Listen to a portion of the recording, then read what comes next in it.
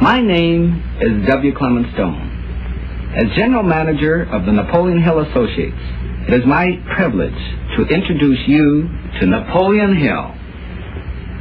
How do you do? I'm very happy to have this personal visit with you. Won't you be seated, please?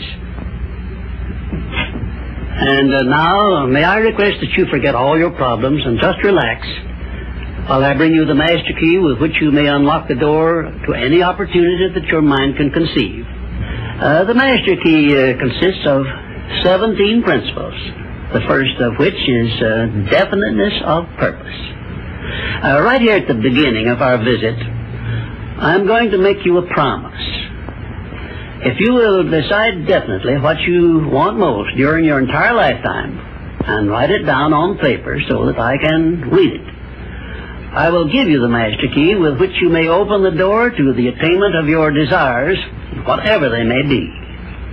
The exact moment when I will deliver this master key to you will depend entirely upon when you are ready to receive it. This is the first of 13 messages that I will deliver to you.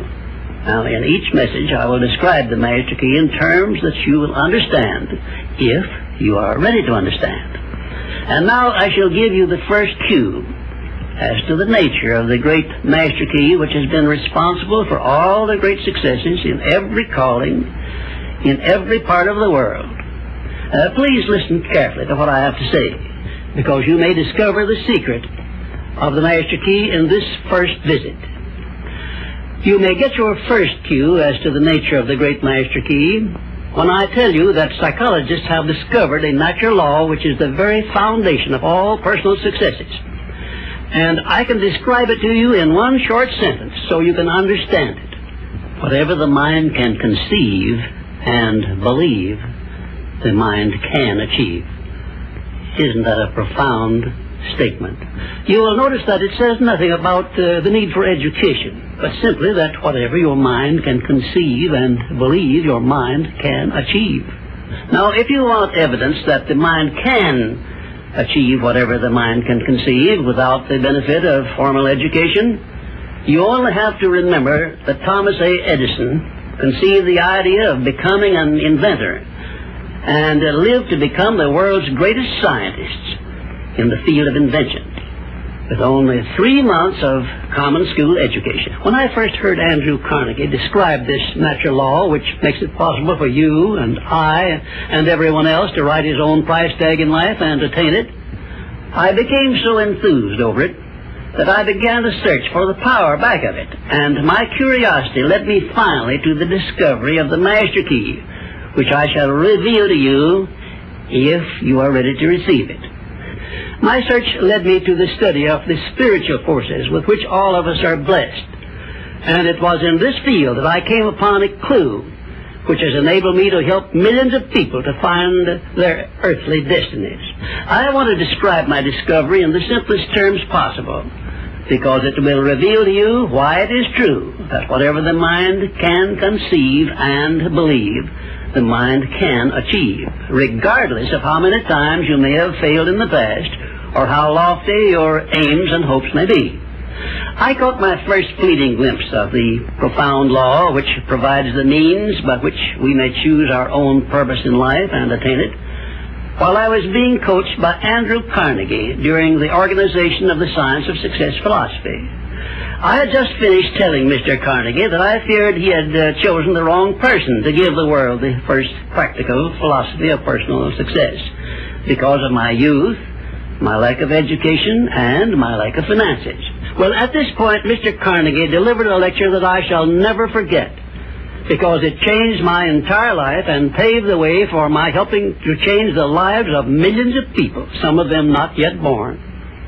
Let me call your attention to a great power which is under your control, said Mr. Carnegie, a power which is greater than poverty, greater than the lack of education, greater than all of your fears and superstitions combined. It is the power to take possession of your own mind and direct it to whatever ends you may desire. This profound power, Mr. Carnegie continued, is the gift of the Creator, and it must have been considered the greatest of all of his gifts to man, because it is the only thing over which man has the complete and unchallengeable right of control and direction. When you speak of your poverty and lack of education, Mr. Carnegie explained, you are simply directing your mind power to attract these undesirable circumstances, because it is true that whatever your mind feeds upon, your mind attracts to you.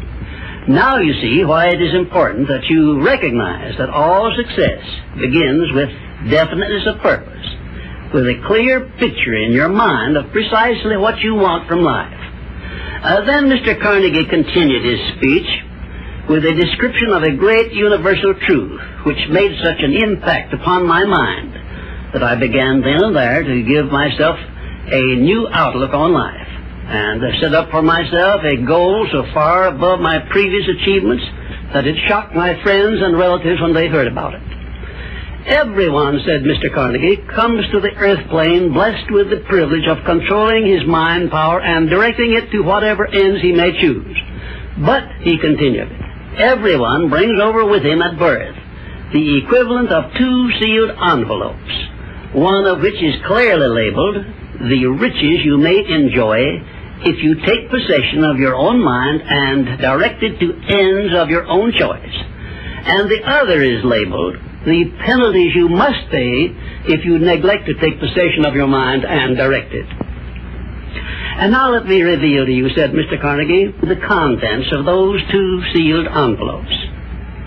In the one labeled riches is this list of blessings. 1, sound health. 2, peace of mind. 3, a labor of love of your own choice. 4, freedom from fear and worry. 5, a positive mental attitude. 6, material riches of your own choice and quantity. In the sealed envelope labeled penalties, Mr. Carnegie continued, is this list of the prices one must pay for neglecting to take possession of his own mind. 1, ill health. 2, fear and worry. 3, indecision and doubt. 4, frustration and discouragement throughout life. 5, poverty and want. 6, and a whole flock of evils consisting of envy, greed, jealousy, anger, hatred, and superstition. Now, my mission in life is to help you and everyone who needs my help to open up and use the contents of the sealed envelope labeled riches. And the starting point from which you must take off if you wish to write your own ticket from here on out for the remainder of your life, I will describe for you in these simple instructions. 1, procure a neat pocket-sized notebook, or something on the order of this one here, loose leaf affair.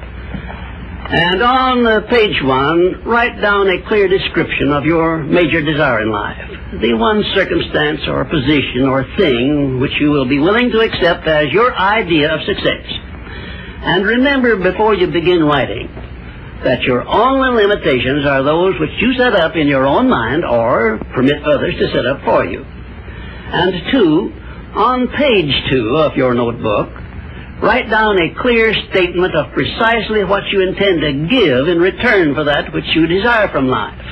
And then start in right where you stand now to begin giving. And 3, memorize both of your statements, what you desire and what you intend to give in return for it, and repeat them at least a dozen times daily. And always end your statements with this expression of gratitude for the blessings with which you were gifted at birth. I ask not, O divine providence, for more riches, but more wisdom with which to accept and use wisely the riches I received at birth in the form of the power to control and direct my mind to whatever ends I desire. If you are not too successful or self-satisfied to accept and express this profound prayer, if you accept it and express it in the same spirit of humble sincerity in which I pass it on to you, a new and a better world will reveal itself to you. A world in which you will see reflected the circumstances and the things which you yourself have created. In my next visit, I will give you a description of the second principle of success, through the application of which you may make use of the education and experience of other people, and get the necessary help you may need in attaining your definite major purpose in life. And now let me close this, our first visit, with my favorite expression of gratitude. O divine providence, I ask not for more riches, but more wisdom with which to make wiser use of the riches you gave me at birth, consisting in the power to control and direct my own mind to whatever ends I desire.